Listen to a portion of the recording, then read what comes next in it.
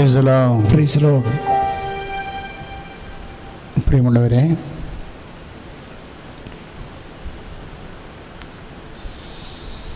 Take God serious.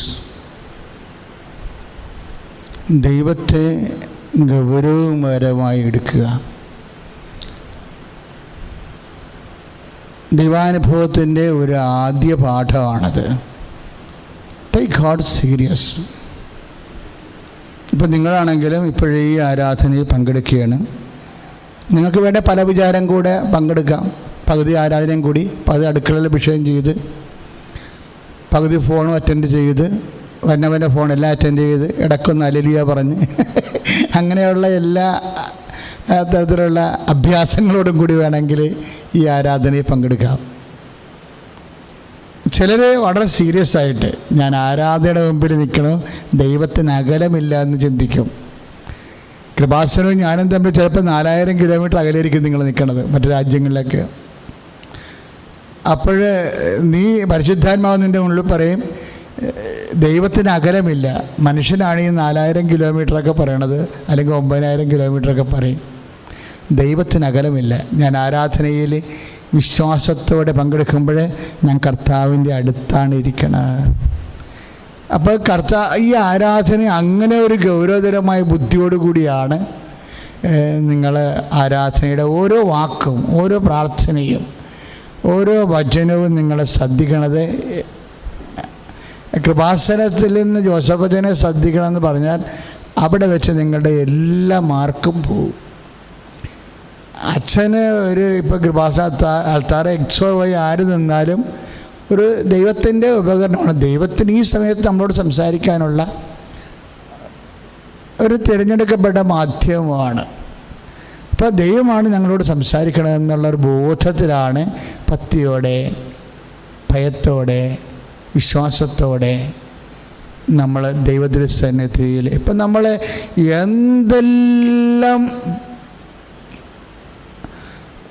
കൂലങ്കഷമായിട്ട് വിശ്ലേഷണ രീതിയിൽ പഠിച്ചാലും ഇതിൻ്റെ പ്രയോഗത്തിലാണ് വിഷയം ഇരിക്കുന്നത്. എന്നാ പഠിച്ചാലും നമുക്ക് 2 പ്രയോഗമാണുള്ളത്. നമ്മൾ എന്നോ പഠിച്ചാലും പ്രയോഗത്തിലാണ് കാര്യം ഇരിക്കുന്നത്. നമ്മൾ ദൈവം തൂക്കി നോക്കുന്നത് പ്രയോഗത്തിലാണ്. 2 പ്രയോഗം നമുക്ക് എളുപ്പമാണ്. ഒന്ന്, ദൈവവചനം നടപ്പിലാക്കുന്ന ഒരു പ്രയോഗമുണ്ട് നമ്മുടെ ജീവിതത്തിലും മറ്റുള്ളവരുടെ ജീവിതത്തിലും. അത് പ്രയോഗമാണ്. രണ്ടാമത്തെ പ്രയോഗം, ഇത് ബേസിക് പ്രയോഗം. ആദ്യത്തെ പ്രയോഗം എന്താണെന്ന് ചോദിച്ചാൽ ഞാൻ പറയും ആദ്യത്തെ പ്രയോഗം ഭക്തിയാണ്. എല്ലാം തുടങ്ങുന്നത് ഭക്തി എന്നാണ്. നമുക്ക് ദൈവത്തെക്കുറിച്ച് അറിയാം, ദൈവം ഏകനാണെന്നൊക്കെ അറിയാം. പക്ഷേ അത് നമുക്കുള്ളൊരു അറിവ് മാത്രമാണ് വേണമെങ്കിൽ നമുക്ക് സൂക്ഷിക്കാം. അറിവ് മാത്രമേ സൂക്ഷിക്കാം. അറിവ് എന്തിനാണ് നമുക്ക് ഉണ്ടാകുന്നത്? അനുഭവത്തിന് വേണ്ടിയാണ്. അനുഭവം എങ്ങനെ ഉണ്ടാകും? പ്രയോഗത്തിലാണ് അനുഭവം ഉണ്ടാകുന്നത്. അപ്പം പ്രയോഗമില്ല എന്നുണ്ടെങ്കിൽ അറിവായി തന്നെ അങ്ങ് ആശയതലത്തിൽ നിൽക്കുന്നത്.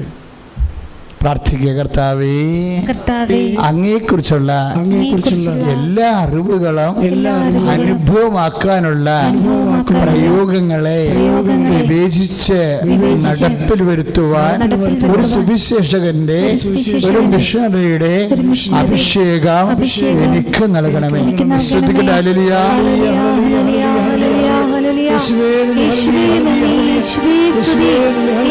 ആരാധന ആരാധന ആരാധന.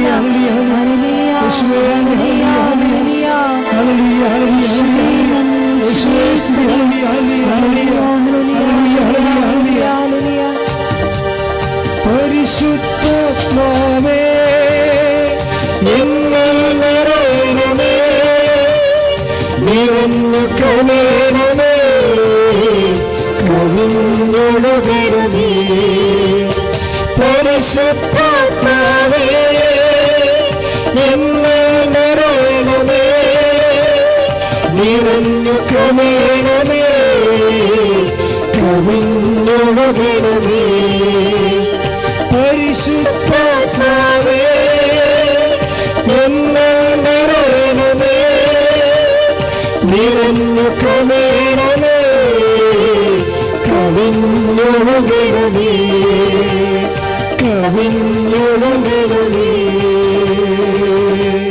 പരിശുദ്ധ പരമദിവ്യകാരുണ്യത്തിന് നേരവും ആരാധനയും സ്തുതിയും പുകഴ്ചയും ഉണ്ടായിരിക്കട്ടെ. ആദ്യമായിട്ട് ഇപ്പോഴും നമുക്കറിയാം ഇത് മിഷൻ മാസമാണ്. ഏറ്റവും കൂടുതൽ സഭയ്ക്ക് ഏറ്റവും കൂടുതൽ അനുഗ്രഹം കിട്ടാനുള്ള, ഇപ്പോൾ ഒരു വർഷം 12 മാസമുണ്ട്. അതിൽ ഏറ്റവും കൂടുതൽ അനുഗ്രഹം സഭ റിച്ചാകണത്, ധന്യമാകുന്നത് ഏത് മാസമാണ്?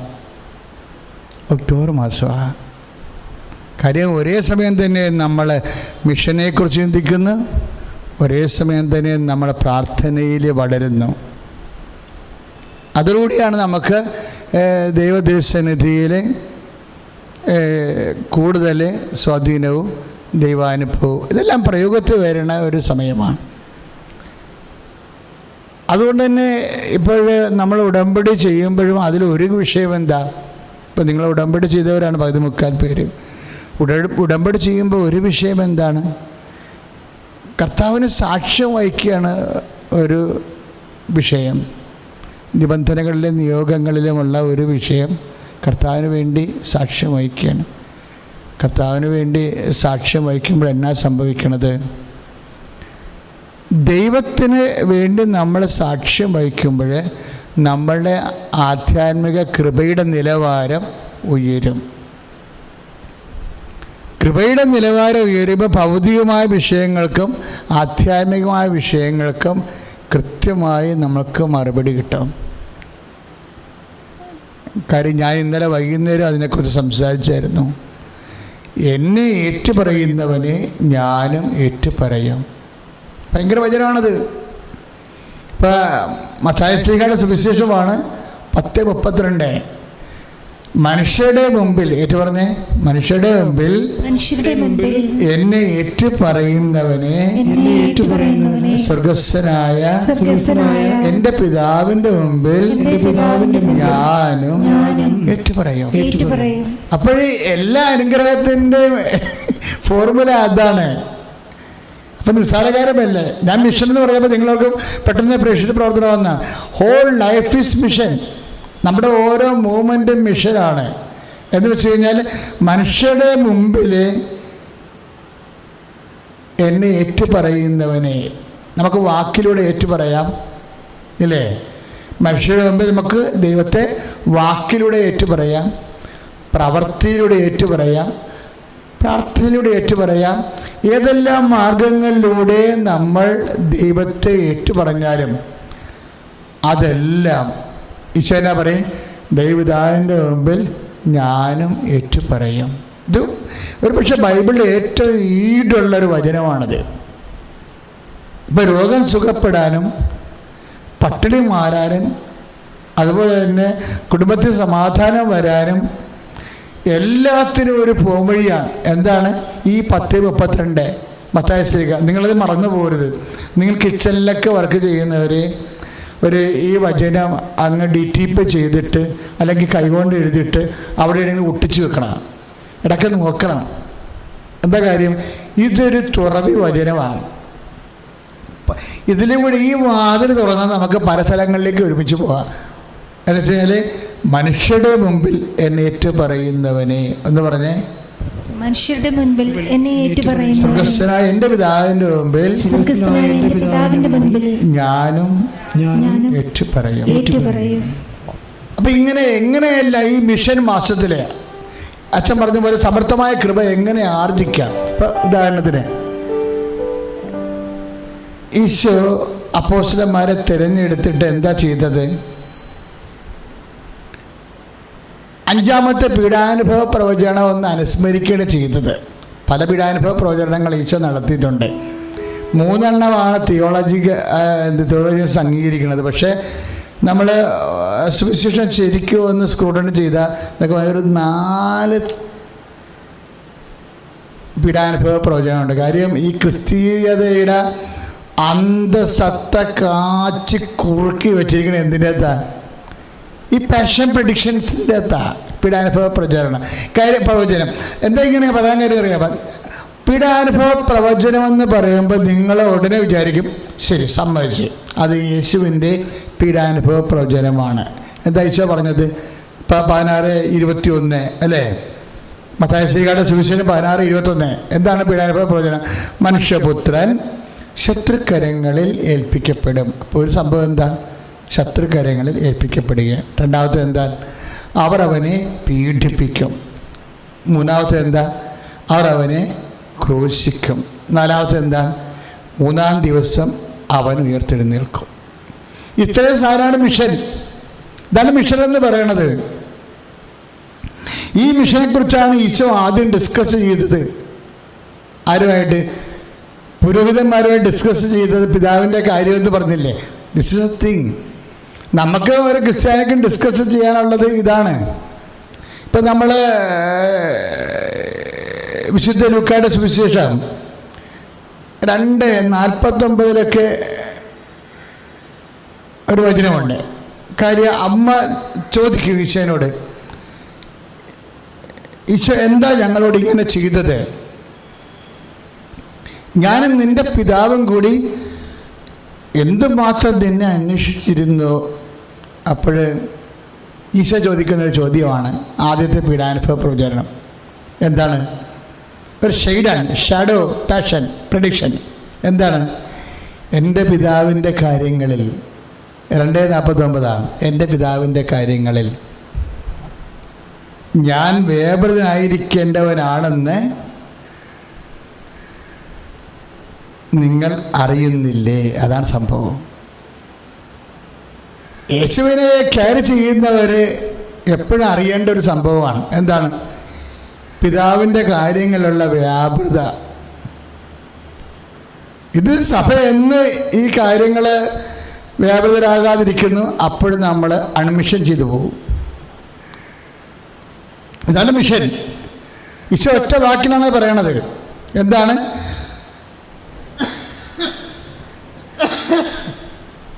എൻ്റെ പിതാവിൻ്റെ കാര്യങ്ങളിൽ ഞാൻ വ്യാപൃതനായിരിക്കേണ്ടവനാണെന്ന് നിങ്ങൾ അറിയുന്നില്ലേ? അതാണൊരു ചോദ്യം. ആ പിതാവിൻ്റെ കാര്യങ്ങൾ എന്താണ് ശരിക്കും? പിതാവിൻ്റെ കാര്യങ്ങളെല്ലാം ഈ മനുഷ്യപുത്രൻ ശത്രുകരങ്ങളിൽ ഏൽപ്പിക്കപ്പെടുക. ഈ എന്താണ് ഈശോ നീ ഈ പുരോഹിതന്മാരുമായിട്ട് ദേവാലയത്തിൽ തർക്കിച്ചതെന്ന് ബൈബിളേ ഇല്ല. പക്ഷെ ബൈബിളിൽ ഒരു കാര്യമുണ്ട്, അത് പിതാവിൻ്റെ കാര്യമാണെന്ന്. പിതാവിൻ്റെ കാര്യം വ്യക്തമാണ്. എന്താണ് പിതാവിൻ്റെ കാര്യം? ഒന്ന് മാത്രമേ ഉള്ളൂ, കർത്താവിൻ്റെ രക്ഷാകര പദ്ധതി. അത് പീഡാനുഭവത്തിലൂടെ വരണതാണ്, പാപത്തിന് പരിഹാരം ചെയ്യാൻ. അപ്പോൾ മനുഷ്യപുത്രൻ ശത്രുക്കരങ്ങളിൽ ഏൽപ്പിക്കപ്പെടും, അവർ അവനെ പീഡിപ്പിക്കും, വധിക്കും, 3-ാം ദിവസം ഉയർത്തെഴുന്നേൽക്കുമെന്നുള്ള പിതാവിൻ്റെ കാര്യം. ആ പിതാവിൻ്റെ കാര്യം ഇവരുമായി ഡിസ്കസ് ചെയ്യാണ്. കാര്യം ഇവർക്ക് അങ്ങനെ ഒരു ബോധം വന്നിട്ടുണ്ടാകുന്ന ഈശോ പരിശോധിക്കുക. കാര്യം ഇനി ഒരു ക്രിസ്തു വരാനില്ല. അപ്പോൾ വന്ന ക്രിസ്തുവിനെക്കുറിച്ച് എന്താണ് മിശിഹായെക്കുറിച്ചുള്ള ഇവരുടെ സങ്കല്പം, അതിനെക്കുറിച്ച് അപ്പോൾ അവർക്ക് അവരുടെ സങ്കല്പങ്ങൾ പറയുമ്പോൾ ഈശോ തിരിച്ചു പറയും, അങ്ങനെയല്ല ഇങ്ങനെയാണെന്ന് പറയുമ്പോൾ തർക്കമായി. ഇതാണ് പിതാവിൻ്റെ കാര്യമെന്ന് പറയണത്.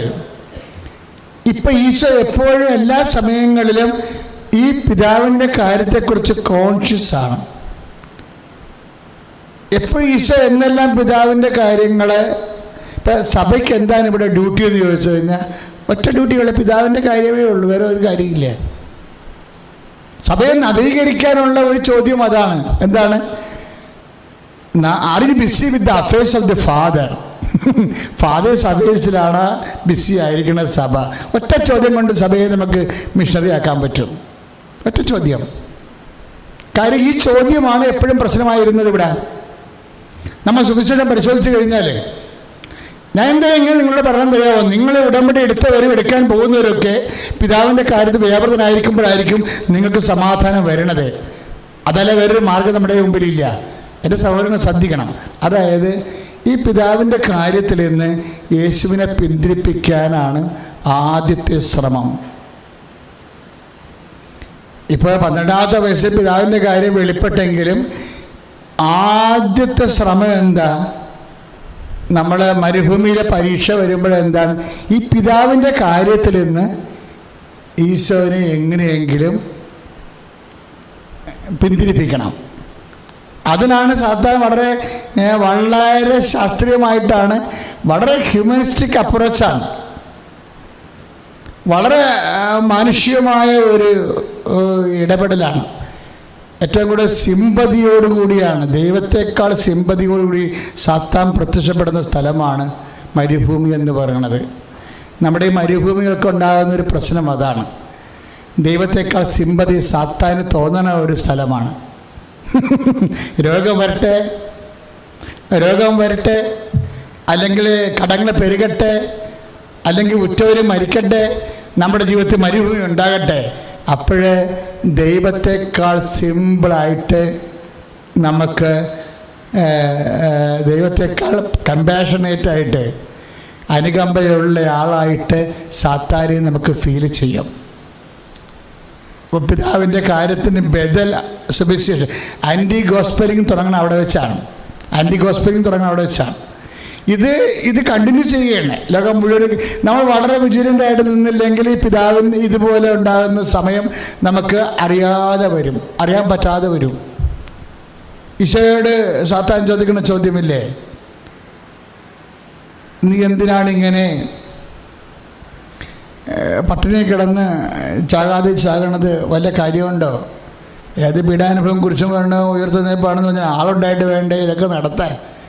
വല്ലതും ഭക്ഷണം കഴിക്കുമെന്ന് പറയും. എന്നിട്ട് പറയും നിനക്ക് കഴിവുണ്ടല്ലോ എന്ന് പറയും. നിന്റെ പിതാവ് നിനക്ക് കഴിവ് തന്നിട്ടുണ്ടല്ലോ, കല്ലുകൾ അപ്പമാകാൻ കൽപ്പിക്കാൻ പറയും. അപ്പോൾ മാനുഷിക കാര്യങ്ങളിലേക്ക് ഈശോ 40 ദിവസം ഉപവസിച്ചത് പിതാവിൻ്റെ കാര്യങ്ങൾ, ദൈവിക കാര്യങ്ങളായിരുന്നു.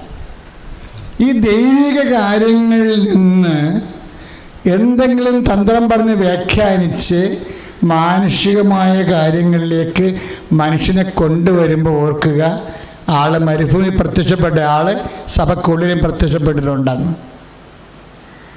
അപ്പോൾ ദൈവികമായ കാര്യങ്ങളിൽ നിന്നാണ് ഈശോ 40 രാവും 40 പകലും ഉപവസിക്കാൻ. എന്നിട്ട് ഈ ദൈവികമായ കാര്യങ്ങളിൽ നിന്ന് പിതാവിൻ്റെ കാര്യങ്ങളിൽ നിന്ന് കർത്താവിനെ മാറ്റിയിട്ട് മാനുഷികമായ കാര്യങ്ങളിലേക്ക് കൊണ്ടുവരും. തന്ത്രപൂർവ്വമായിട്ട് ഇതിൽ പറഞ്ഞ് സാത്താൻ എന്താ പറയണത്? എന്തിനാ ഇങ്ങനെ വിശന്ന് എല്ലും തോലുമായിട്ട് നിൽക്കണത്? കല്ലുകളോട് അപ്പമാകാൻ പറയൂ എന്ന് പറയുന്നത് എന്താണ്? ദൈവിക കാര്യങ്ങൾ മാറ്റിപ്പിടിക്കൂ, മാനുഷിക കാര്യങ്ങൾക്ക് പ്രാധാന്യം കൊടുക്കൂ. സഭയ്ക്ക് എന്നും ഉണ്ടായിട്ടുള്ള പ്രലോഭനമാണിത്.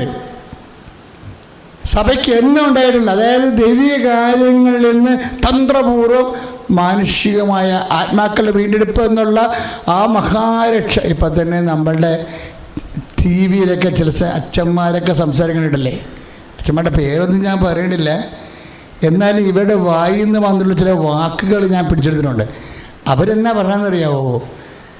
ജീസസ് ക്രിസ്തു ഒരു മൂല്യസംഹിതയായിട്ടാണ് ഞാൻ അവതരിപ്പിക്കുകയാണ്. ഈ ദിവസങ്ങളിൽ ഞാൻ ഷാലോൺ ടി വിയുടെ ഒരു അച്ഛൻ സ്ഥിരം അതിൻ്റെ പന്തിയുള്ളതാണ്, അങ്ങനെ സംസാരിച്ച ക്രിസ്തുവിന് ഒരു മൂല്യമായിട്ടാണ് ഞാൻ അവതരിപ്പിക്കണതെന്ന്. ഇത്ര തന്ത്രപരമായിട്ടാണ് സാത്താൻ കളിക്കണമെന്ന് അറിയാൻ പറ്റും. അതായത് ഇവിടെ ഈ പറഞ്ഞു വെക്കണത് എന്താണ്? ഇവിടെ വാല്യൂ സിസ്റ്റം മോശമായിരുന്നു, അത് കാരണം വാല്യൂ സിസ്റ്റം മൂല്യ വ്യവസ്ഥിതിയെല്ലാം ക്ലിയർ ചെയ്യാൻ വേണ്ടിയാണ് മനുഷ്യാവതാരം സംഭവിച്ചതെന്നാണ് പറയണത്. ഇതെവിടെ ചെന്ന് അവസാനിച്ചതെന്നറിയാവോ? അതായത് we are not promoting a value system. നമ്മുടെ മിഷനിൽ വന്നിരിക്കുന്ന ഏറ്റവും വലിയ അബദ്ധമാണ്. എന്താ സംഭവിച്ചിരിക്കുന്നത്? ക്രിസ്തു ഒരു വാല്യൂ സിസ്റ്റമായിട്ട് പ്രൊമോട്ട് ചെയ്യപ്പെടും. ഞാൻ ചോദിക്കട്ടെ, ക്രിസ്തുവിന് മുമ്പ് ഇവിടെ നല്ല വാല്യൂ സിസ്റ്റം ഇല്ലായിരുന്നോ? സത്യത്തിന് വേണ്ടി സാക്ഷ്യം വഹിച്ച ആദ്യ ആളാരാണ്? സോക്രട്ടീസാ. അത് എത്രയോ വർഷം മുമ്പാ. ഒരു ഒരു മനുഷ്യൻ രക്ഷിക്കാൻ വേണ്ടി നമ്മുടെ രാജാവ്, ഒരു ഭാരതീയ രാജാവ് സ്വന്തം തൊടേന്ന് പ്രാവിനെ രക്ഷിക്കുന്ന കാരുണ്യമില്ലേ? അതൊരു വാല്യൂ സിസ്റ്റമാണ്. ബൈബിൾ പോലും ഞെട്ടണ വാല്യൂ സിസ്റ്റം ഇവിടെ ഉണ്ടായിരുന്നു.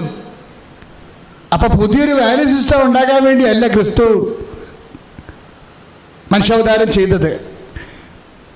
ഈ വാല്യൂ സിസ്റ്റം ഇനി പരസ്നേഹം, കരുണ, അല്ല ദൈവസ്നേഹം, അല്ല മനുഷ്യന് അങ്ങോട്ട് പങ്കുവെപ്പ്, ഇങ്ങനെയുള്ള കുറച്ച് വാല്യൂ സിസ്റ്റം പ്രൊമോട്ട് ചെയ്താൽ മതി എന്ന് പറയണത് ആരാണ്? നീ വിശക്കണില്ലേ? നിനക്ക് വിശക്കത്തില്ലേ? കല്ലുകളോട് അപ്പമാകാൻ പറയുന്ന മാനുഷിക കാര്യങ്ങളാണ്. We are proclaiming the person Jesus. നമ്മൾ ആരെ പ്രൊക്ലെയിം ചെയ്യണത്? വാല്യൂ അല്ല, നമ്മൾ പ്രൊക്ലെയിം ചെയ്യണത് ഒരു പേരാ, ഒരു നാമം, സിംഗിൾ നെയിം. എന്തിനാണ്? For the salvation of the mankind. We are proclaiming the single name. The single name is given, the name of Jesus Christ. അല്ലേ? അല്ല, വാല്യൂ സിസ്റ്റമാണ്. അപ്പം തന്ത്രപരമായിട്ട് സഭയെ അട്ടിമറിക്കാൻ വേണ്ടി സഭയുടെ ആൾക്കാരെ തന്നെ സാത്താൻ ക്ലിയറായിട്ട് ഉപയോഗിക്കുന്നുണ്ട്. ഇപ്പം തന്നെ എന്താണ്? ഭയങ്കരമായ പരിസ്ഥിതിവാദം കത്തുകയാണ് സഭയിൽ. തെറ്റാണെന്നൊന്നും ഞാൻ പറഞ്ഞിട്ടില്ല. പക്ഷെ ആദ്യ കാഴ്ചയാണെന്നേ ഉള്ളൂ കുഴപ്പം. ആദ്യ കാഴ്ചയാണ്. ഒരു അന്ധൻ്റെ കണ്ണിൽ കർത്താവ് ചേറ് പൂശിയില്ലേ? എനിക്ക് ആ സുവിശേഷം വായിക്കുമ്പോൾ തോന്നും ചേറല്ല, ചാണാൻ പൂശണ്ടായിരുന്നെന്ന്. എന്താ കാര്യം അറിയോ? ഇവന് കണ്ണ് കാഴ്ച കൊടുത്തപ്പോഴേ ഇവൻ ഉടനെ പറഞ്ഞു, എന്താണ് നീ കാണുന്നതെന്ന് ചോദിച്ചു. 8:24. അപ്പം ഈ അന്ധം പറയണേ, ഞാൻ മനുഷ്യരെ കാണുന്നുണ്ട്, ബട്ട് എന്താണ് ബട്ട്? അവർ മരങ്ങളെ പോലെ ഇരിക്കണേ. അതാണ് മാർക്കോസ് 8:24. മനുഷ്യരെ പോലും മരങ്ങളായിട്ട് കാണുന്നൊരു കാലമില്ലേ? അതാണല്ലോ ഇപ്പോൾ സംഭവിക്കുന്നത്. മനുഷ്യരെ ഞാൻ കാണുന്നുണ്ട്, പക്ഷെ എന്ത് പറ്റി? മരങ്ങളെപ്പോലെ ഇരിക്കണ ഫസ്റ്റ്. ഇപ്പം മനുഷ്യരെപ്പോലും മരങ്ങളായിട്ട് കാണുന്ന ഒരു കാഴ്ചയില്ലേ? അത് പറയുമ്പോൾ നമ്മളൊക്കെ മനുഷ്യനെപ്പോലെ, അപ്പം മനുഷ്യനേക്കാൾ പ്രാധാന്യം മരങ്ങൾക്കായി. മനുഷ്യരെ കാണേണ്ട പാട്ടിൽ നമ്മൾ കാണുന്നത് എന്താണ്? മരങ്ങൾ. ഇപ്പം കർത്താവ് യവനെ പിടിച്ച് രണ്ടാമത് ഒന്ന് പൂശി വിട്ട്, എന്നിട്ടൊരു വാക്ക് പറഞ്ഞു കർത്താവ് 8:25 സൂക്ഷിച്ച് നോക്കടാന്ന് പറഞ്ഞ്. അപ്പം നേരത്തെ നോക്കാനാണ് പറഞ്ഞത്. ആ ചേര പൂശിയിട്ട് പറഞ്ഞ് നോക്കാൻ പറഞ്ഞു. ഇപ്പം 2 പരിപാടിയാണ് അവിടെ നടക്കേണ്ടത്, മിഷനിൽ വരേണ്ടത്. ആദ്യം നോക്കാനാണ് പറഞ്ഞിരിക്കുന്നത്. നോക്കിയപ്പോൾ അവൻ മനുഷ്യരെ കണ്ട്, പക്ഷെ മരങ്ങളെപ്പോലെ ഇരിക്കണ്. അപ്പോൾ കർത്താവ് രണ്ടാമത് കൈതൊട്ട് ഇത് പറഞ്ഞ് സൂക്ഷിച്ച് നോക്കാൻ പറഞ്ഞ്. അപ്പോഴവൻ സൂക്ഷിച്ചു. അപ്പോൾ 2 നോട്ടമാണ്. സഭ ഇപ്പം ആദ്യ നോട്ടത്തിലാണ്. എല്ലാം മരങ്ങൾ, എല്ലാം പരിസ്ഥിതി ഇല്ലാത്തതുകൊണ്ടില്ലെങ്കിൽ പിന്നെ എങ്ങനെ ഭൂമി നിലനിൽക്കും, ഭൂമി നിലനിന്നില്ലെങ്കിൽ പിന്നെ എങ്ങനെ മനുഷ്യരാശി നിലനിൽക്കും, ആദ്യ നോട്ടമാണ്. ഇനി കർത്താവ് രണ്ടാമത് തൊടുകയാണെങ്കിൽ അപ്പം വിവരം അറിയും. അപ്പം പറയും, ഓ ഇപ്പം ശരിയായി. ഇപ്പം എന്താ? ഇപ്പം ഞാൻ മനുഷ്യനായിട്ട് തന്നെ കാണുന്നുണ്ട്. അപ്പം ഈശോ പറയും, ഇനിയും കുറച്ചുകൂടി ശരിയാകാറുണ്ട്, തൽക്കാലം പുറത്തേക്ക് ഇറങ്ങണ്ടെന്ന് പറയും. തൽക്കാലം അഭ്യാസം കൊണ്ട് പുറത്തോട്ട് ഇറങ്ങണ്ട. ആ വചനം കൊണ്ട് നമ്മൾ വായിച്ചാലേക്ക് വരുമ്പോൾ 8:27 പറയും, നീ വീട്ടിൽ പോയി ഇരുന്നാൽ മതി എന്ന് പറയും. വില്ലേജിലേക്ക്, ഗ്രാമങ്ങളിലെ ജനക്കൂട്ടത്തിലോട്ട് ഇറങ്ങണ്ടെന്ന് പറയും. പക്ഷേ നീ ദെക്കാപ്പോസിൽ പോയി കർത്താവ് നിനക്ക് വേണ്ടി ചെയ്ത കാര്യങ്ങൾ പറയാൻ പറയുന്ന ഭാഗങ്ങളുണ്ട്. അത്ഭുതം അടയാളം കഴിഞ്ഞു കഴിഞ്ഞാൽ, കാഴ്ച പ്രാപിച്ചു കഴിഞ്ഞാൽ ജനക്കൂട്ടത്തിലേക്കാണ് പോകേണ്ടത്. ഇവനോട് പറയാൻ പോകണ്ട, you are not a missionary. നീ ഇപ്പം കാഴ്ച കണ്ടത് ശരിയാണ്, പക്ഷെ ഈ കാഴ്ചയല്ല കാണേണ്ടത്. മനുഷ്യരെ കണ്ടു കഴിഞ്ഞാൽ ഉടനെ തോന്നണം, യേശു ക്രിസ്തുവിന്റെ വിശുദ്ധമായ രക്തത്താൽ വീണ്ടെടുക്കപ്പെട്ടിരുന്ന വ്യക്തിയാണിതെന്ന് തോന്നണ വരെ ഈ കാഴ്ച തുടർന്നുകൊണ്ടിരിക്കണം. അപ്പോഴാണ് വിഷയം വരുന്നത്. ഒരു മനുഷ്യനെ കണ്ടാൽ മരങ്ങളാണെന്ന് തോന്നും ആദ്യ കാഴ്ചയിൽ, രണ്ടാമത്തെ കാഴ്ചയിൽ മനുഷ്യനാണെന്ന് തോന്നും. പക്ഷേ എന്താണ് കാഴ്ച? മൂന്നാമത്തെ കാഴ്ച, ഒരു മനുഷ്യനെ കണ്ടാൽ തോന്നണം അവൻ യേശു ക്രിസ്തുവിന്റെ വിശുദ്ധമായ രക്തത്താൽ വീണ്ടെടുക്കപ്പെടേണ്ടവനാണ്. അവന് വേണ്ടി കൂടിയാണ് യേശു ക്രിസ്തു ക്രൂശിക്കപ്പെട്ടതെന്ന് തോന്നിയാൽ യു ആർ എ മിഷണറി. അപ്പം മാത്രമേ ഇനി പുറത്തിറങ്ങാൻ പറ്റത്തുള്ളൂ. അല്ലാതെ ഒരു കാലത്തോട് കർത്താവ് പറയും നീ വീട്ടിൽ പോയാൽ മതി, ആൾക്കാരുടെ കൂടെ അധികം ഇടപെടലുകളൊന്നും വേണ്ട, വീട്ടിൽ പോയിരിക്കുക എന്ന് പറയും. നമ്മൾ ലോക്ക്ഡൗൺ ആയിട്ട് പോയിരിക്കാൻ പറയും. ആ സുവിശേഷം അവസാനിക്കുന്നത് അങ്ങനെയാണ്. 8:27 എൻ്റെ മക്കളെ, മിഷനെ കുറിച്ച് ഒരു വ്യക്തിയെ കണ്ടാൽ അവൻ യേശു ക്രിസ്തുവിനെ അറിയണം, അറിഞ്ഞവൻ ആഴപ്പെടണം എന്നൊരു ബോധ്യം നിനക്ക് ഉണ്ടായാൽ വി ഹാവ് നോ പ്രോബ്ലം. എന്താണ്? പിതാവിൻ്റെ കാര്യം നമ്മൾ ഏറ്റെടുത്താൽ പിന്നെ എന്ത് പറ്റും? ഞാൻ എന്നും പറഞ്ഞിട്ടുള്ള സുവിശേഷമാണ്. നമ്മൾ ദൈവത്തിൻ്റെ കാര്യത്തിൽ വ്യാപൃതനാണെങ്കിൽ നമ്മുടെ കാര്യത്തിൽ ദൈവം വ്യാപൃതനാകും. ഇപ്പം എപ്പോഴും നമ്മുടെ ഒരു പ്രാർത്ഥനയുടെയൊക്കെ ഒരു മിനിമം ഉദ്ദേശം എന്താ? നമ്മുടെ ജീവിതത്തിൽ ദൈവത്തിന് ഇടപെടുത്തണമല്ലേ? അതിൻ്റെ സിമ്പിൾ പ്രയോഗം എന്താ? ദൈവത്തിൻ്റെ കാര്യത്തിൽ നമ്മൾ ഇടപെടുക. എന്നും ഉള്ളൊരു പ്രശ്നം അതാണ്. ഈശോ ഈ പീഡാനുഭവ പ്രവചനം, മിഷൻ ഉൾക്കൊള്ളുന്ന പീഡാനുഭവ പ്രവചനമില്ലേ, നമ്മൾ 16-21 വായിച്ചത്, അത് 21-24 പറയുമ്പോൾ, അതായത് ഈശോ പീഡാനുഭവത്തെക്കുറിച്ച് പറയുമ്പോൾ, മിഷനെക്കുറിച്ച് പറയുമ്പോൾ, മനുഷ്യപുത്രൻ ശത്രുക്കരങ്ങളിൽ ഏൽപ്പിക്കപ്പെടും, അവർ അവനെ പീഡിപ്പിക്കും, വധിക്കും, 3-ാം ദിവസം ഉയർത്തെഴുന്നേൽക്കുമെന്നൊക്കെ പറയുമ്പോഴേ പത്രോസ് ബ്ലോക്ക് ചെയ്യും. അത് നിനക്ക് സംഭവിക്കാതിരിക്കട്ടെ എന്ന് പറയും. അപ്പം മിഷനെ ബ്ലോക്ക് ചെയ്യണതാണ്. മിഷനെ ബ്ലോക്ക് ചെയ്യാൻ ആദ്യത്തെ മാർപ്പാപ്പയെ തന്നെ പിശാച് തന്ത്രപൂർവ്വം അനുഭവിച്ചിരിക്കുന്ന ഒരു രംഗമാണത്. അപ്പോൾ കർത്താവ് പറയും, നീ പിന്നെ വന്നല്ലേ എന്നെ ദൈവിക കാര്യങ്ങളും മാനുഷിക കാര്യങ്ങളും അട്ടിമറിക്കാൻ വേണ്ടി. പണ്ട് മരുഭൂമി വെച്ച് പറഞ്ഞതാണ്, ദൈവിക കാര്യം അട്ടിമറിച്ചുകൊണ്ടാണ് മാനുഷിക കാര്യം പറഞ്ഞു കൊടുത്തത്. അപ്പമാകാൻ പറയും, വിശക്കണ എന്തിനാ, മര്യാദക്ക് ഭക്ഷണം കഴിച്ച് ജീവിക്കാൻ പറയും. അതാണ് മാനുഷിക കാര്യം. അവൻ പിന്നെയും വരും.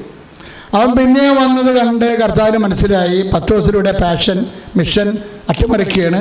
അപ്പോൾ കർത്താവ് ചോദിച്ചു, നീ പിന്നെയും വന്നല്ലേ, നീ മാനുഷിക കാര്യങ്ങളാണ് അന്വേഷിക്കണത്, ദൈവിക കാര്യങ്ങളല്ല എന്ന് പറയും. കണ്ട, സെയിം തിങ് ഇസ് റിപ്പീറ്റിംഗ്. ഇപ്പം നമ്മൾ പറയുന്ന പിതാവിൻ്റെ കാര്യങ്ങളാണ് ദൈവിക കാര്യങ്ങൾ. സുവിശേഷം 2 കാര്യങ്ങളാണ് നിൽക്കുന്നത്. ഒന്ന് മാനുഷിക കാര്യങ്ങളും ഒന്ന് ദൈവിക കാര്യങ്ങളും. ഇപ്പം ഈ മിഷനെ അട്ടിമറിക്കാൻ സാധ്യതയുള്ളതും ആത്മരക്ഷ അപകടപ്പെടുത്താൻ സാധ്യതയുള്ളത് എന്താണ്? ഈ ദൈവിക കാര്യങ്ങളെക്കാൾ റീസണബിളായിട്ട് മാനുഷിക കാര്യങ്ങൾ മധുരോധരമായിട്ട് അവതരിപ്പിക്കും. അതാരായിരിക്കും അവതരിപ്പിക്കുന്നത്? സാത്താനായിരിക്കും. സാത്താൻ ഗോ ബാക്ക് എന്ന് ഈശോ പറയും, നീ എൻ്റെ പുറകിൽ പോകാൻ പറയും, മുമ്പിൽ നിന്ന് മാറാമെന്ന് പറയും. സഭയിൽ നിന്ന് പല കാര്യങ്ങളോടും പ്രസ്ഥാനങ്ങളോടും ചിന്താഗതികളോടും എൻ്റെ മുമ്പിൽ മാറാൻ പറയാനുള്ള ദാർഢ്യം നഷ്ടപ്പെട്ട പോലെ തോന്നിപ്പോകുന്നതുകൊണ്ട് ഞാൻ പറഞ്ഞതാണ്. ശ്രുതിക്കട്ടെ ഹല്ലേലൂയ, യേശുവേ സ്തോത്രം, ഹല്ലേലൂയ, യേശുവേ സ്തുതി, ഹല്ലേലൂയ, ഹല്ലേലൂയ, യേശുവേ മഹത്വം, മഹത്വം, മഹത്വം, ഹല്ലേലൂയ, ഹല്ലേലൂയ, ഹല്ലേലൂയ, ഹല്ലേലൂയ, ഹല്ലേലൂയ. പരിശുദ്ധ പരമദിവ്യകാരുണ്യത്തിന് ആരാധനയും സ്തുതിയും പുകഴ്ചയും ഉണ്ടാകട്ടെ. പ്രിയമുള്ളവരെ, ഈ 1-ാം പീഡാനുഭവ പ്രവചനങ്ങളിലെ കർത്താവ് വേർതിരിക്കത്തില്ലേ മാനുഷിക കാര്യങ്ങളും ദൈവിക കാര്യങ്ങളും. ഇപ്പം ദൈവിക കാര്യങ്ങൾ, പിതാവിൻ്റെ കാര്യങ്ങൾ ആത്മരക്ഷാ വിഷയങ്ങളാണ്. ആത്മരക്ഷാ വിഷയങ്ങൾക്ക് സ്വാഭാവികമായിട്ട് പീഡാനുഭവം ഉണ്ട്, കുരിശ് മരണമുണ്ട്, ഉയർത്തെഴുന്നേൽപ്പുണ്ട്. എല്ലാം ആത്മരക്ഷാ ഘടകങ്ങളാണ്. ഇതിനെക്കുറിച്ച് സംസാരിക്കുമ്പോൾ ഇതിൽ നിന്ന് കർത്താവിനെ പിന്തിരിപ്പിക്കാൻ വേണ്ടി മാനുഷിക കാര്യങ്ങളെ സാത്താൻ പറയും.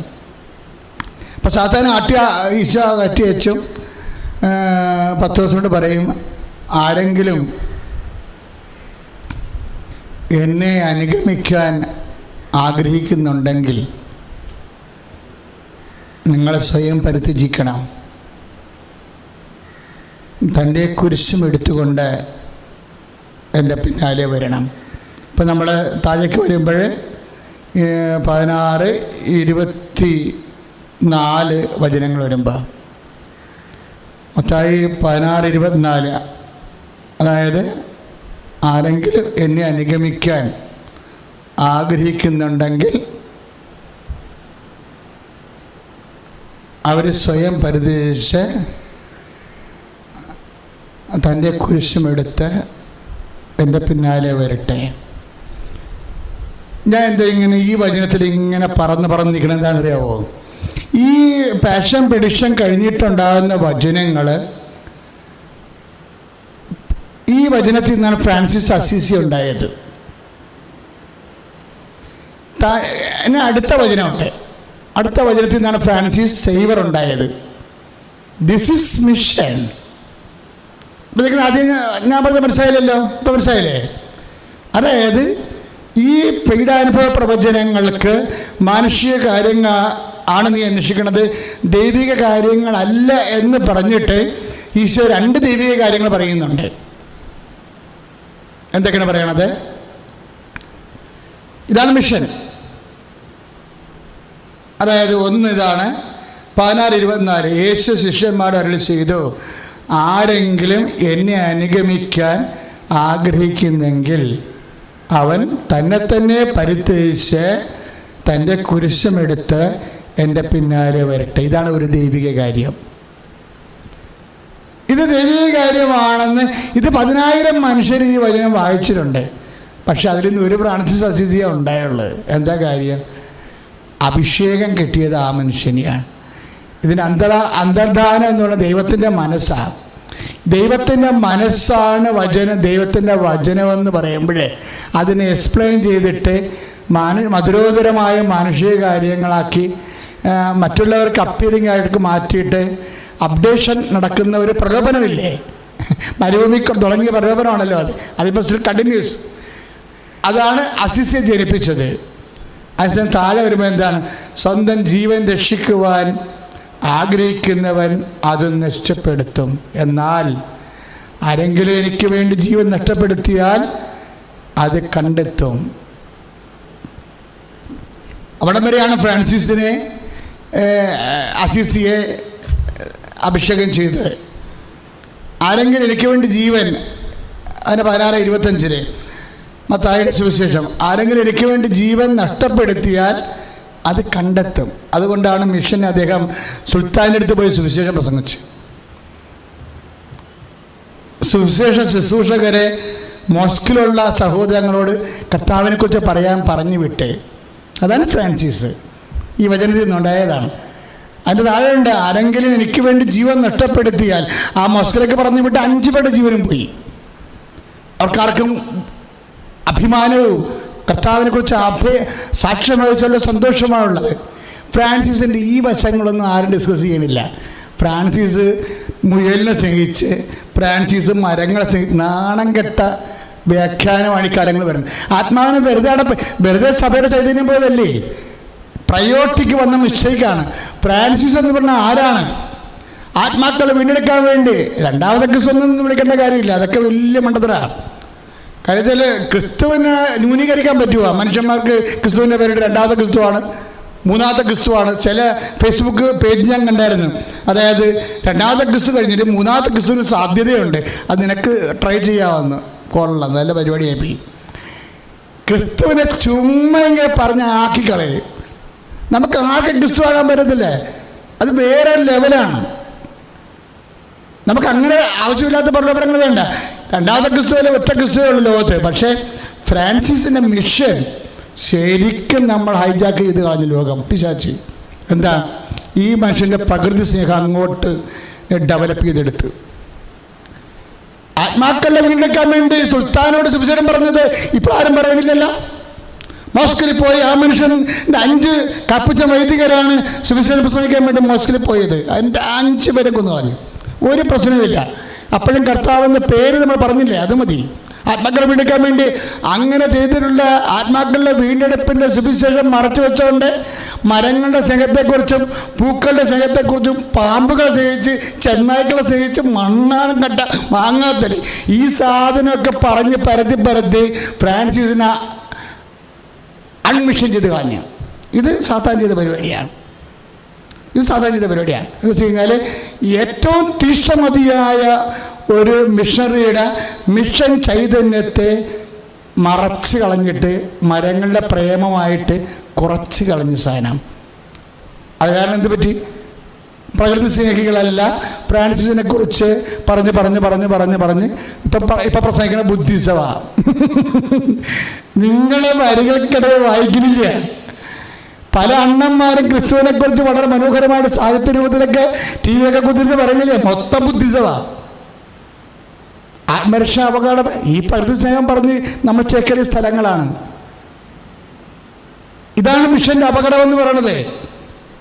വ്യാഖ്യാനിക്കപ്പെടുമ്പോൾ ആത്മരക്ഷ മുൻനിർത്തി വ്യാഖ്യാനിക്കാതെ ദൈവിക കാര്യങ്ങളെ വിട്ടുകളഞ്ഞുകൊണ്ട് മാനുഷിക കാര്യങ്ങൾ പഠിപ്പിക്കുന്ന ഒരു സഭയ്ക്ക് കാലത്തെ അതിജീവിക്കാൻ പാടായിട്ട് വരും. ശ്രദ്ധിക്കട്ടെ. ഹല്ലേലൂയ. യേശുവേ സ്തോത്രം. ഹല്ലേലൂയ.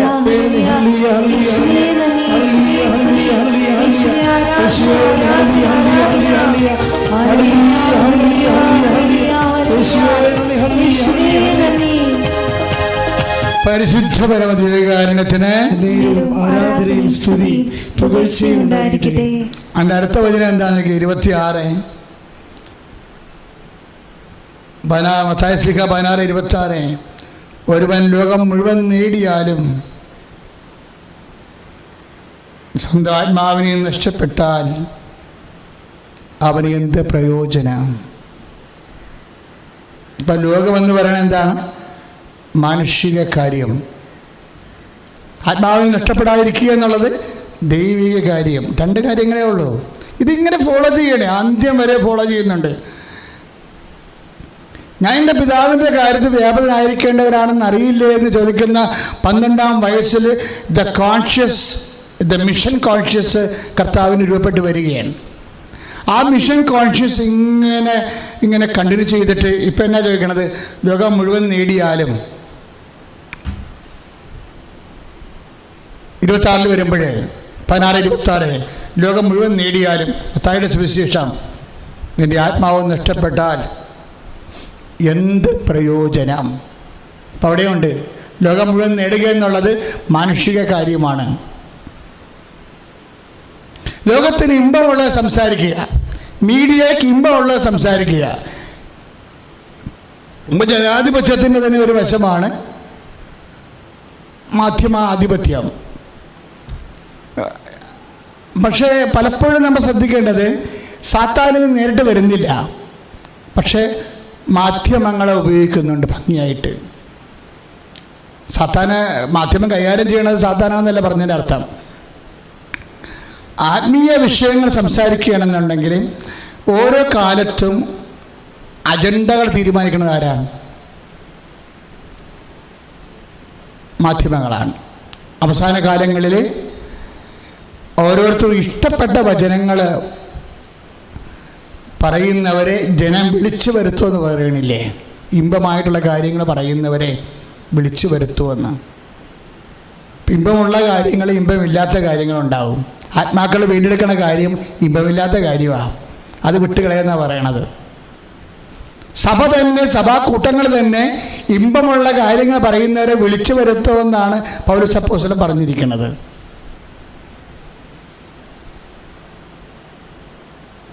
ഇപ്പം എന്താ പറയണത്? ലോകം മുഴുവൻ നേടിയാലും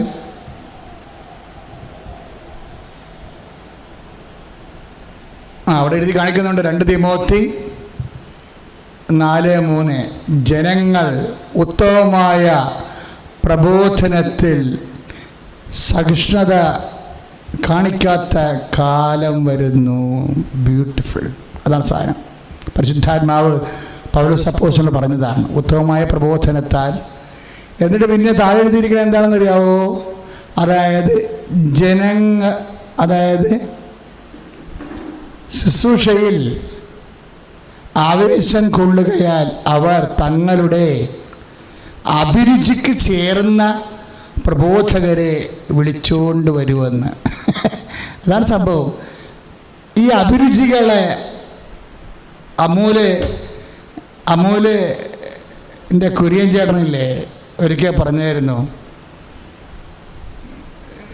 എനിക്ക് വേണമെങ്കിൽ ഒരു ആഴ്ച കൊണ്ട് I can change the taste of the country എന്ന്. ഇന്ത്യയുടെ രുചികളെ മാറ്റാൻ പറ്റുമെന്ന്. ഇതുപോലെ തന്നെയാണ് അഭിരുചികളെ, മനുഷ്യൻ്റെ അഭിരുചികളെ. അതൊരു അജണ്ടയാണ്. അത് നിശ്ചയിക്കുന്നത് ആരാണ്? മാധ്യമങ്ങളാണ്. ഒരു കാലഘട്ടത്തിൽ അഭിരുചികരമായ കാര്യങ്ങളെ വളരെ PR വർക്ക് ചെയ്ത് ഡിസൈൻ ചെയ്തിട്ട് സിൻഡിക്കേറ്റ് പോലെ വ്യവസ്ഥാപിതമായിട്ട് ശാസ്ത്രീയമായിട്ട് സംഘടിതമായിട്ട് സമൂഹത്തിൽ അവതരിപ്പിച്ച് കഴിയുമ്പോൾ ജനം അതിൻ്റെ പിന്നാലെ പായും. ഇപ്പം നമ്മൾ വെള്ളിമുങ്ങൊക്കെ സംഭവിച്ച പോലെ. വെള്ളിമുങ്ങ എന്ന് പറഞ്ഞാൽ ചുങ്ങ ഒരു കണ്ടാൽ പേടിക്കുന്ന സാധനമാണ്. എൻ്റെ തൈക്കാടിത്തിരിപ്പള്ളി 2 ഇരിപ്പുണ്ടായിരുന്നു.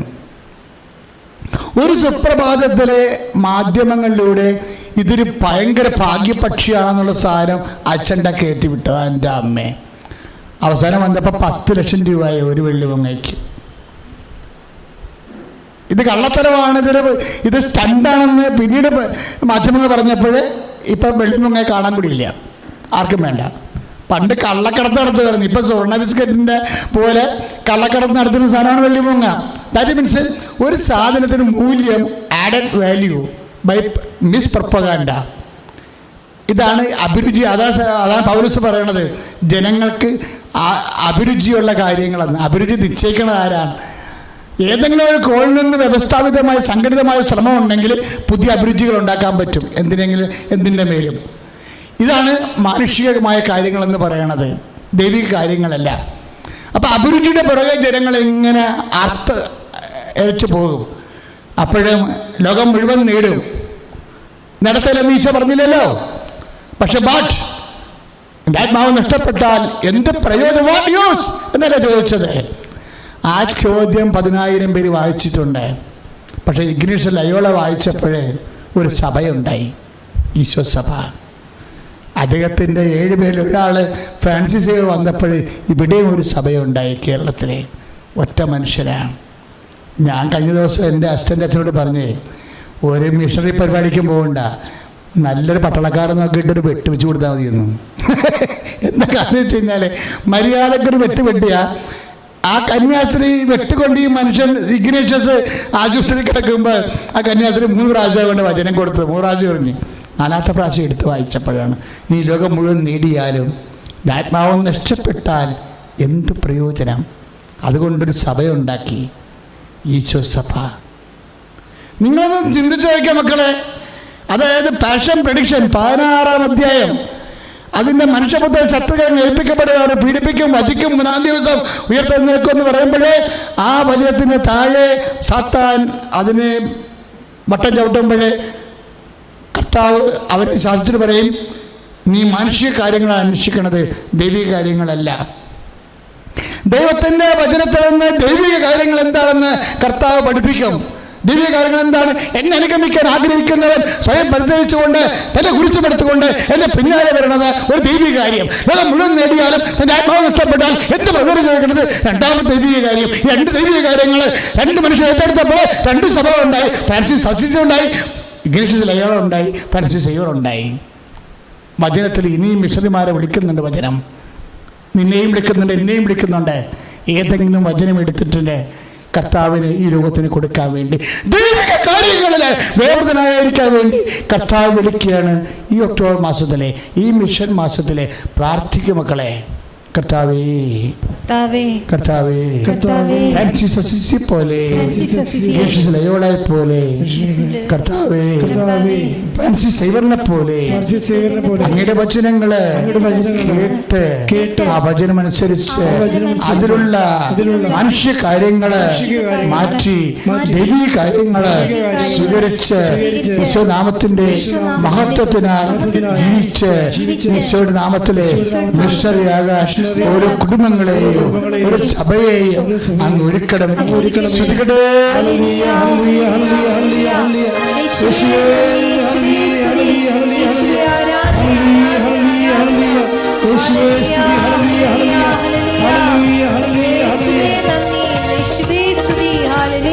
താതന്റെ വാഗ്ദാനമേ, പരിശുദ്ധരോധായേ, താതന്റെ വാഗ്ദാനമേ, പരിശുദ്ധരോധായേ, ഉന്നത ശക്തി നിത്യസഹായക നിറയണമേ, സർവശക്തി നിത്യസഹായക ഞങ്ങളിൽ നിറയണമേ, ഞങ്ങളിൽ നിറയണമേ. പരിശുദ്ധ പരമദിവ്യകാരുണ്യത്തിന് ആരാധനയും സ്തുതിയും പുകഴ്ചയും ഉണ്ടായിരിക്കട്ടെ. പരിശുദ്ധ പരമദിവ്യകാരുണ്യത്തിന് ആരാധനയും സ്തുതിയും പുകഴ്ചയും ഉണ്ടായിരിക്കട്ടെ. പ്രിയമുള്ളവരെ, നിങ്ങൾ പരിശുദ്ധ അമ്മയുടെ മധ്യസ്ഥത്തിലെ ദിവ്യകുർബാനയെ നിങ്ങൾ സൗഖ്യം പ്രാപിക്കുന്ന സമയമാണ്. വളരെ ജാഗ്രതയോടെ ഇരിക്കണം. അമ്മ പരിശുദ്ധ ദേവമാതാവ് പ്രത്യക്ഷപ്പെട്ട ഇടത്തിൽ നിന്ന് അമ്മയുടെ മധ്യസ്ഥത്തിലെ ഈശോനാമത്തിൽ ദൈവം നിങ്ങളെ സുഖപ്പെടുത്തുന്ന സമയമാണ്. ശ്രുതികട്ടെ ഹല്ലേലൂയ.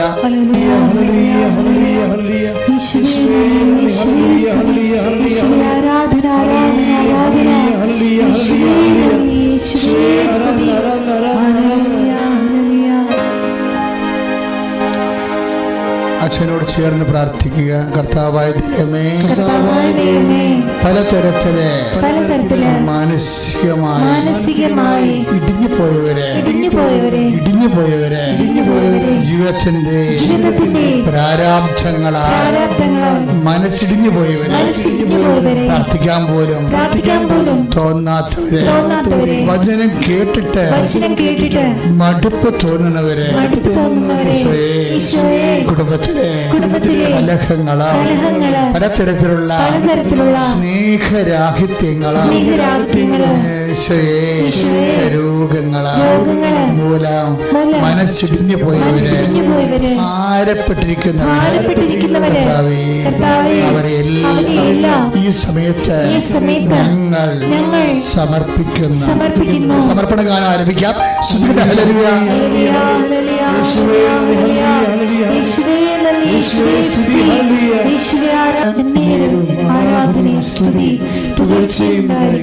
പ്രിയമുള്ളവരെ, നമ്മള് മേഖലകളെല്ലാം സമർപ്പിക്കുകയാണ്. നിങ്ങൾ അച്ഛൻ കാണിക്കണ പോലെ നെഞ്ചത്ത് ഇങ്ങനെ കൈവച്ച് പ്രാർത്ഥിച്ചുകൊണ്ടിരിക്കണം. ആദ്യം പരിശുദ്ധ അമ്മ വഴി നമ്മളതെല്ലാം ഈശോയ്ക്ക് സമർപ്പിക്കുകയാണ്. അതിനുശേഷം നമുക്ക് അഭിഷേക പ്രാർത്ഥന ചെല്ലുമ്പോൾ നിങ്ങൾക്ക് സാക്ഷ്യം പറയാൻ പറ്റുന്ന രീതിയിൽ ദിവ്യകുർബാനയിൽ നിന്ന് ശക്തി എഴുന്നള്ളി വന്ന് നിങ്ങളെ സാന്ത്വനപ്പെടുത്തുകയും സൗഖ്യപ്പെടുത്തുകയും ചെയ്യും. പ്രാർത്ഥിക്കുക. കർത്താവേ, മനസ്സ് തളർന്ന വ്യക്തികളെ അങ്ങേക്ക് സമർപ്പിക്കുന്നു. പലതരത്തിലെ ശിരസ്സിന് രോഗമുള്ള കുഞ്ഞുങ്ങള്, നടക്കാത്ത കുഞ്ഞുങ്ങള്, പല വലിയ കുഞ്ഞുങ്ങള്, കിടന്നുപോയ കുഞ്ഞുങ്ങള്, പലതരത്തില് ജനിതകമായ വേദനയുള്ള രോഗങ്ങളുള്ള കുഞ്ഞുങ്ങളെ കർത്താവേ ഇപ്പോഴേ സ്പർശിക്കണമേ. അമ്മയുടെ മധ്യസ്ഥത്തിൽ ഞങ്ങൾ പ്രാർത്ഥിക്കുന്നു. അത്തരം കുഞ്ഞുങ്ങളെ ഇപ്പോൾ സ്പർശിക്കണമേ. ശ്രദ്ധിക്കട്ടെ.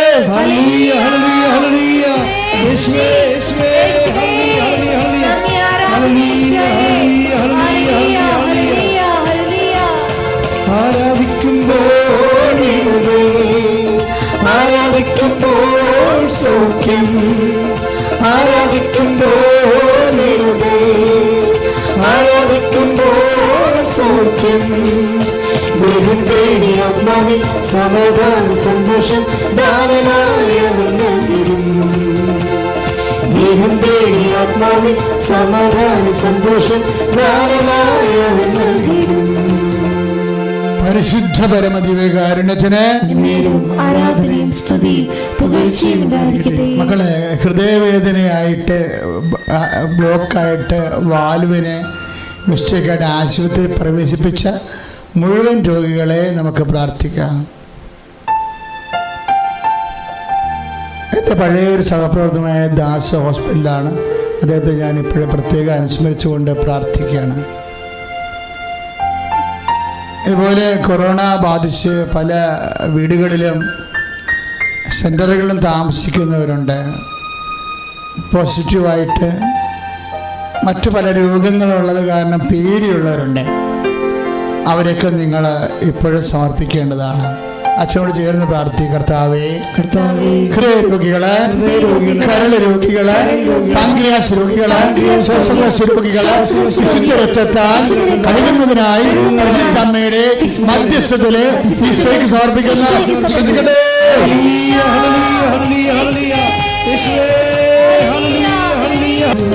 പരിശുദ്ധ പരമദിവ്യകാരുണ്യത്തിന് ആരാധനയും സ്തുതിയും പുകഴ്ചയും ഉണ്ടായിരിക്കട്ടെ. ഇവിടെയുള്ള മുതുക് മുഴുവൻ ഇങ്ങനെ പൊളിഞ്ഞു കീറിയിരിക്കുന്നവരെ, ശരീരം മുഴുവൻ പണ്ട് കുരുക്കളുണ്ടായിരുന്നു, പിന്നീട് അത് കറുത്ത പൊട്ടുകളായിട്ട് അവശേഷിച്ചു. പക്ഷെ കറുത്ത പൊട്ടുകൾക്ക് ഇപ്പോഴും ഭയങ്കരമായിട്ടുള്ള പൊള്ളുന്ന പോലുള്ള വേദന ഉള്ളവരുണ്ട്. അങ്ങനെയുള്ള ത്വക്ക് രോഗികളെ നമ്മൾ ഇപ്പോഴേ കർത്താവിന്റെ തിരുസന്നിധിയിൽ സമർപ്പിക്കുക. ത്വക്ക് രോഗികളെ, വിസർപ്പ രോഗികൾ, സോറിയാസിന്റെ രോഗങ്ങളുള്ളവർ,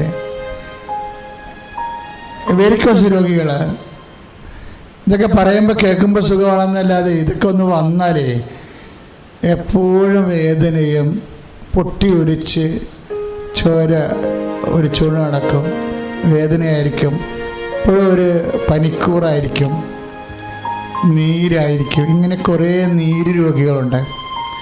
അവരെല്ലാം നിങ്ങൾ ഓർക്കണം, ഇപ്പോൾ അവരെല്ലാം സമർപ്പിക്കണം. ഇത് കൃപാസന അൾത്താരയിലാണ്. നിങ്ങൾക്കറിയാം, 10,000-കണക്കിന് മനുഷ്യർ സാക്ഷ്യം പറയണ സ്ഥലമാണ്. അപ്പോൾ ഇതൊരു വെറും കേവലമായൊരു പ്രാർത്ഥനയല്ല. പരിശുദ്ധ അമ്മയുടെ പ്രത്യക്ഷപ്പെടൽ സഭ ഏറ്റെടുക്കാൻ വേണ്ടി ദൈവം വളരെ ശ്രദ്ധയോടുകൂടി അടയാളങ്ങൾ കാണിക്കുന്ന ഇടമാണ്. അതുകൊണ്ടാണ് ഇവിടെ ഈ ജപമാലയ്ക്ക് ഇങ്ങനെ 1000-2000 ആൾക്കാരൊക്കെ 24 മണിക്കൂർ ലൈവ് ഉള്ളതിൻ്റെ കാരണം അതാണ്, ലൈവിലുള്ളത്. അപ്പോൾ ജനം അത്രയേറെ വിശ്വസിച്ച് പ്രാർത്ഥിക്കുന്ന ഇടമാണ്. എല്ലാവരുടെയും പ്രാർത്ഥനകൾ ഇത് നിങ്ങളുടെ സങ്കടങ്ങളുടെ മേലുണ്ട്. ഇപ്പോഴെല്ലാം ഇങ്ങനെ അച്ഛനി കാണിക്കുന്ന വയറിൻ്റെ വലതുവശത്ത് അടിഭാഗമായിട്ട് എന്തോക്കെ ഇങ്ങനെ മരവിച്ച് ഇരിക്കണ, അകത്ത് പഴുപ്പുള്ള പോലെ കാണുന്നു. നാളെ മറ്റന്നാളെ പൊട്ടണ പോലെ നമുക്ക് തോന്നുന്നു. പഴുപ്പ് പുറത്ത് വരുന്ന രോഗിയാണ്. ആ രോഗിയെ കർത്താവ് ഇപ്പോൾ സ്പർശിച്ച് സുഖപ്പെടുത്തിക്കൊണ്ടിരിക്കുകയാണ്. ശ്രുതിക്കട്ടെ. ഹല്ലേലൂയ, ഹല്ലേലൂയ, ഹല്ലേലൂയ, ഹല്ലേലൂയ, ഹല്ലേലൂയ, ഹല്ലേലൂയ. യേശുവേ നന്ദി, ഹല്ലേലൂയ, ഹല്ലേലൂയ, ഹല്ലേലൂയ. യേശുവേ സ്തുതിക്കണമേ, ഹല്ലേലൂയ, ഹല്ലേലൂയ, ഹല്ലേലൂയ. പരിശുദ്ധ പരമദിവ്യകാരുണ്യത്തിന് ആരാധനയും സ്തുതിയും പുകഴ്ചയും ഉണ്ടായിരിക്കട്ടെ. കഴുത്തിന് വേദന ഉള്ളവരെ സമർപ്പിക്കാൻ നമ്മൾ, സ്പോണ്ടിലോസിസിൻ്റെ അസുഖമുള്ളവർ, ടോൺസൈൽ രോഗികൾ, തൈറോയ്ഡ് രോഗികൾ,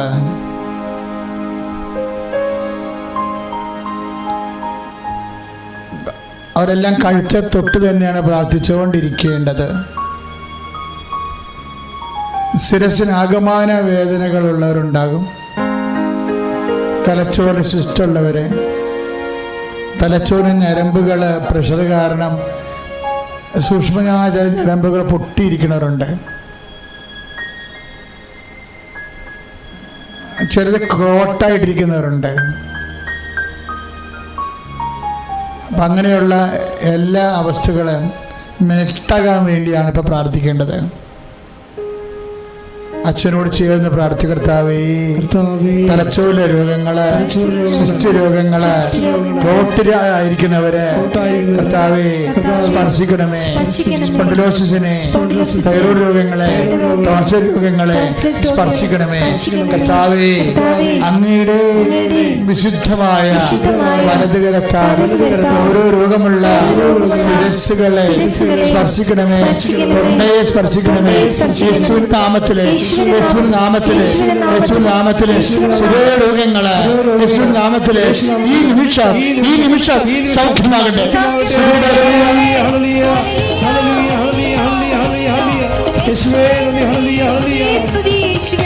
രോഗമെല്ലാം മാറിടട്ടെ, കഷ്ടമെല്ലാം നീങ്ങിടട്ടെ.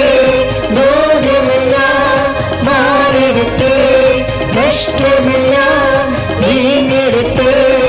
തിരുമുറിവിനാൽ സുഖപ്പെടുത്തി, തിരുമുറിവിനാൽ സുഖപ്പെടുത്തി. പരിശുദ്ധ പരമ ദിവ്യകാരുണ്യത്തിന് നേരവും ആരാധനയും സ്തുതിയും പുകഴ്ചയും ഉണ്ടായിരിക്കട്ടെ. പരിശുദ്ധ പരമ ദിവ്യകാരുണ്യത്തിന് നേരവും ആരാധനയും സ്തുതിയും പുകഴ്ചയും ഉണ്ടായിരിക്കട്ടെ. പരിശുദ്ധ പരമ ദിവ്യകാരുണ്യത്തിന് നേരവും ആരാധനയും സ്തുതിയും പുകഴ്ചയും ഉണ്ടായിരിക്കട്ടെ.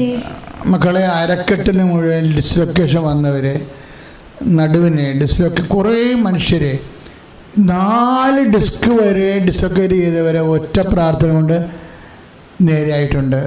അവരൊന്ന് കൃപാസന സാക്ഷ്യം വന്നിട്ടുണ്ട്. അപ്പം അരക്കെട്ടിന് വീക്കമുള്ളവർ, അവിടെ നീർക്കെട്ട് വീഴുന്നവർ, കിടക്കാൻ പറ്റാത്തവർ, ജോലി ചെയ്യാൻ പറ്റാത്തവർ, നിവരാൻ പറ്റാത്തവർ, കുനിയാൻ പറ്റാത്തവർ, നടക്കാൻ പറ്റാത്തവർ, അതിൻ്റെ പേര് കിടന്നു പോകുന്നവർ, എല്ലാവരും ഒന്ന് ഓർക്കുക മക്കളെ. അവിടെ എല്ലാം കൈകൾ വെച്ചുകൊണ്ട് പ്രാർത്ഥിക്കണം. വാതരോഗികൾ, താഴേക്ക് കാലിന് താഴേക്ക് ബലം കുറഞ്ഞവർ, നീരുള്ളവർ, ഭയങ്കരമായിട്ട് ശരീരത്തിന് ഭാരം തോന്നുന്നവരെ എല്ലാം ഇപ്പോഴും പ്രാർത്ഥിക്കേണ്ടതാണ്. ചുമ്മാ നീരിറങ്ങി വീഴുന്നവരുണ്ട്. ശരീരത്തിൽ ഇങ്ങനെ എപ്പോഴും ഇങ്ങനെ തലനീരിറങ്ങിക്കൊണ്ടേയിരിക്കുന്നവരെ, ചില സമയത്ത് നമുക്ക് മരുന്ന് തരുന്ന ഡോക്ടർ തന്നെ മനസ്സിൽ വിചാരിക്കും ഒരു അത്ഭുതം നടന്നാലേ ഈ രോഗിയെ സുഖപ്പെടുത്തുള്ളൂ. അപ്പോൾ നിനക്കും ചിലപ്പോൾ അങ്ങനെ അറിയാൻ പറ്റും. അതുകൊണ്ട് അത്ഭുതം തന്നെ നടക്കണം. പ്രാർത്ഥിക്കുക, അച്ഛനോട് ചേർന്ന് പ്രാർത്ഥിക്കുക. കർത്താവേ, നീര് രോഗികള്, വാദരോഗികള്, ഇടുപ്പലിന്, കർത്താവേ, കശേരികൾക്ക് വേദനയുള്ളവരെ ഈശോ അങ്ങയുടെ തിരുമുറിവാർന്ന വലത്ത് കരച്ച ഇപ്പോൾ സ്പർശിക്കണം. ശ്രദ്ധിക്കട്ടെ.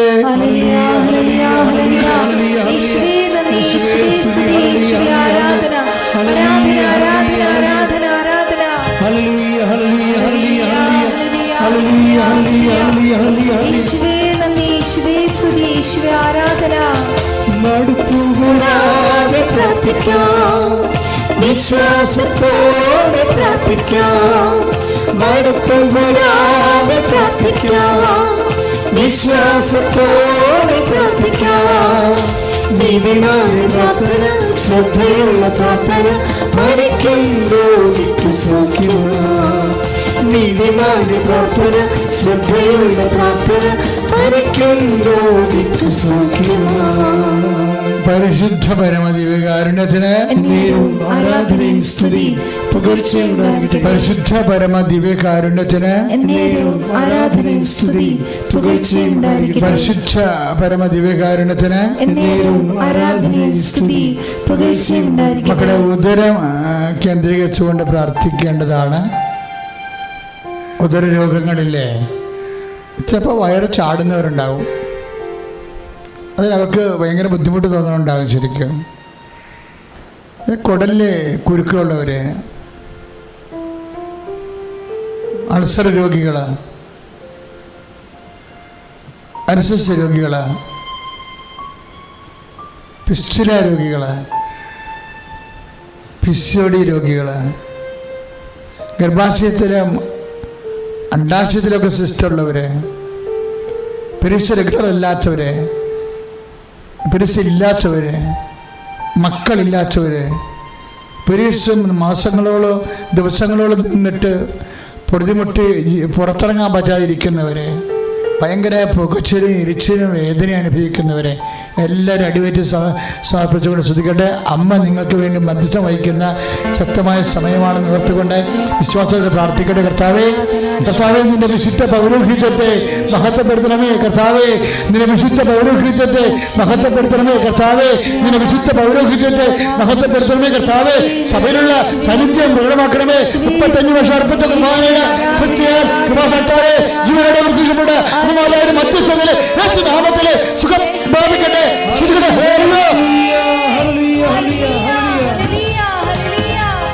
പരിശുദ്ധ പരമദിവ്യകാരുണ്യത്തിന് ആരാധനയും സ്തുതിയും പുകഴ്ചയും ഉണ്ടായിരിക്കട്ടെ. മക്കളെ, നമ്മളെ ജീവിതത്തിൻ്റെ കുറേ മേഖലകളെ സമർപ്പിക്കാൻ പോവുകയാണ്. വീട്, ജോലി, വിവാഹം, വഴി, വെള്ളം, വെളിച്ചം, ഇങ്ങനെ കുറേ ഭൗതിക സാഹചര്യങ്ങളില്ലേ. ഇപ്പം ചിലക്ക് പറയണ്ട വെച്ചാൽ ഒരു വീട് കെട്ടിയാൽ പിന്നെ ചത്താലും കുഴപ്പമില്ലെന്ന്. അത്രയും അവർ വിഷമിക്കുന്നുണ്ടെന്ന് അർത്ഥം. വീട് കെട്ടണത് എന്തിനാണ്? സമാധാനം താമസിക്കാനല്ലേ. അപ്പം അവർ പറയാൻ എന്താ, ഒരു വീട് കെട്ടി കുഞ്ഞുങ്ങളൊക്കെ ഒന്ന് സുരക്ഷിതമായി ഉറപ്പുള്ള ഒരു ഭവനത്തിലായ പിന്നെ ചത്താലും കുഴപ്പമില്ല. ചിലർ എന്താ വെച്ചാൽ ഈ മകൻ്റെ കല്യാണം വന്നു കഴിഞ്ഞാൽ ഒരു കുഴപ്പമില്ല. 35 വയസ്സൊക്കെ ഉള്ള മക്കൾ ഗൂഗിൾ മീറ്റിൽ വരാറുണ്ടേ, കല്യാണം ഒത്തുവരാത്തവർ. അപ്പം കല്യാണം ഒത്തുവരാത്തവർ എല്ലാവരും ആണിനെയും പെണ്ണിനെയും ഒക്കെ സമർപ്പിച്ച് പ്രാർത്ഥിക്കുന്ന സമയമാണ്. ചില കുടുംബങ്ങളിലൊക്കെ സമാധാനത്തോടെ ഭക്ഷണം കഴിച്ചിട്ട് മാസങ്ങളായി. കാര്യം ഓരോരുത്തരിങ്ങനെ ഓരോ ലൈനടിയല്ലേ. വിശ്വാസവും കുടുംബത്തിൻ്റെ മഹിമയും ദൈവത്തിൻ്റെ ചൈതന്യവും ഒന്നും നോക്കാതെ ഓരോരുത്തന്മാരിങ്ങനെ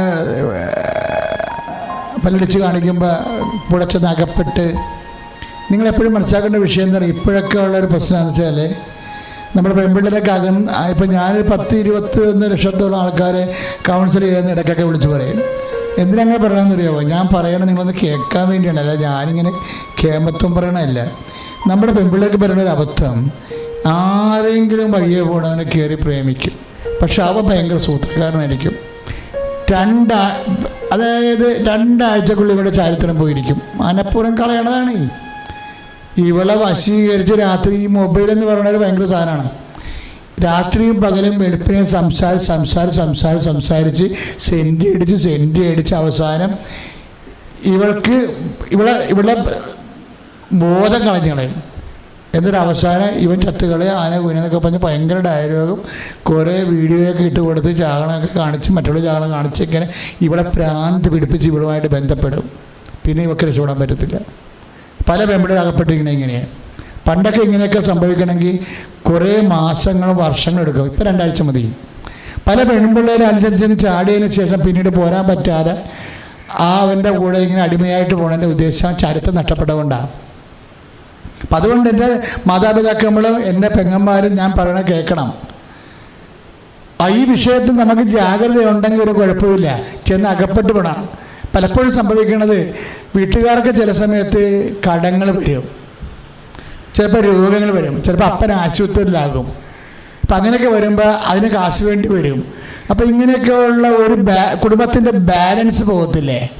അപ്പോഴാണ് ഈ പെൺപിള്ളേർ ചുറ്റിക്കളി തുടങ്ങുന്നത്. പലപ്പോഴും പല പ്രണയ നാടകങ്ങളും ദുരന്ത നാടകങ്ങളൊക്കെ സംഭവിക്കുന്നത് കുടുംബത്തിൽ എപ്പോഴാണ് സാമ്പത്തിക തകർച്ച, രോഗത്തകർച്ച, ബിസിനസ് തകർച്ചയുടെ സമയത്താണ് ഇതുപോലെയുള്ള പരുന്തുകൾ വന്ന് കോഴിക്കുഞ്ഞിനെ റാഞ്ചണത്.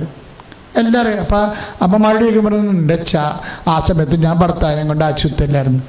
എന്താണ് വീട്ടിൽ നടന്നതെന്ന് ആർക്കും അറിയത്തില്ല.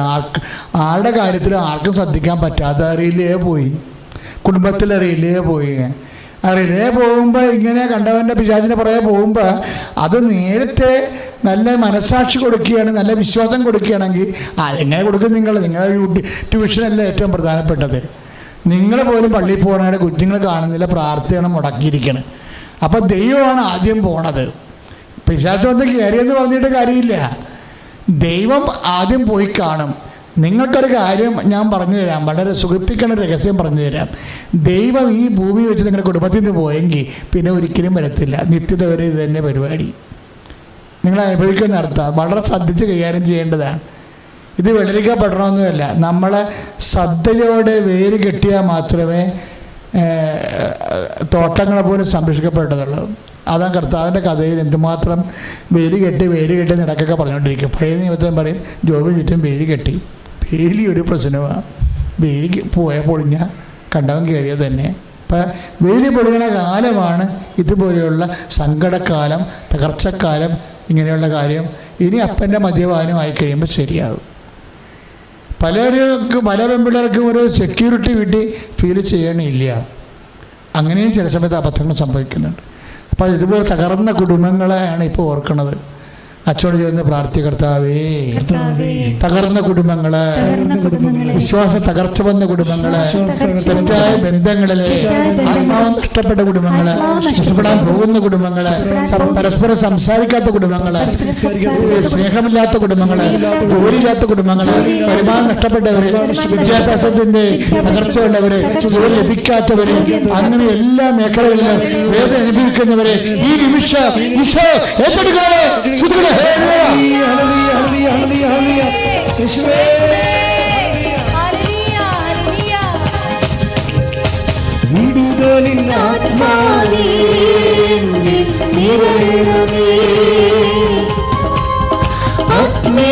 അഭിഷേകമായി പടരണമേ, വീണുകളിൻ ആത്മാവേ നിറയണമേ,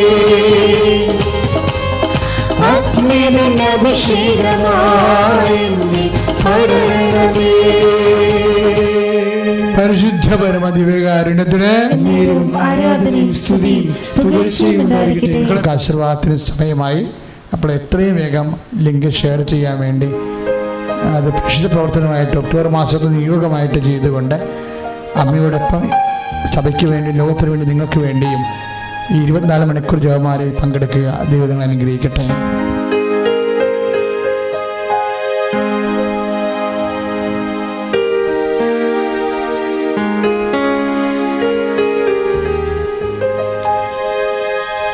നമ്മുടെ എല്ലാ ജീവിത നിയോഗങ്ങളെയും സമർപ്പിച്ചുകൊണ്ട് 2 കരങ്ങളും ഉയർത്തി സ്വരമുയർത്തി സ്തുതിക്കട്ടെ. ഹല്ലേലൂയ, ഹല്ലേലൂയ, ഹല്ലേലൂയ, ഹല്ലേലൂയ, ഹല്ലേലൂയ.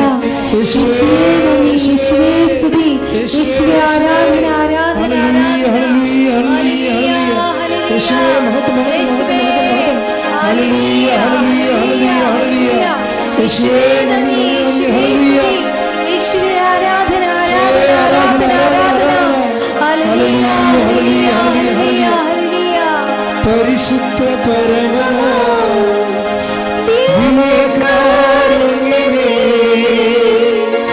ഇന്നും എന്നും അങ്ങേക്കാരാധന.